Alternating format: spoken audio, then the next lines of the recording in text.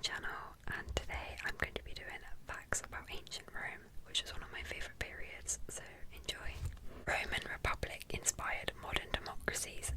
The US government is modelled after the Roman Republic with its Senate, elected officials, and system of checks and balances. Rome also allowed dictatorships to rule for 6 months to handle emergencies known as dictators in perpetuum. For example, Julius Caesar was appointed dictator for life before his assassination. Political careers were expensive.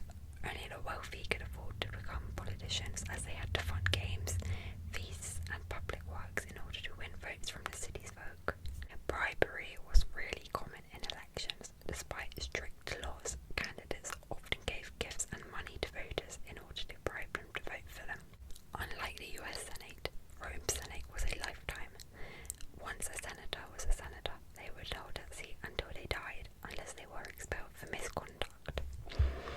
Like other regimes at the time, women had no political rights. They could not vote or hold office. However, they did often influence politics throughout their families, especially if they were wealthy and through marriage alliances. Rome's army was the best trained army in the world.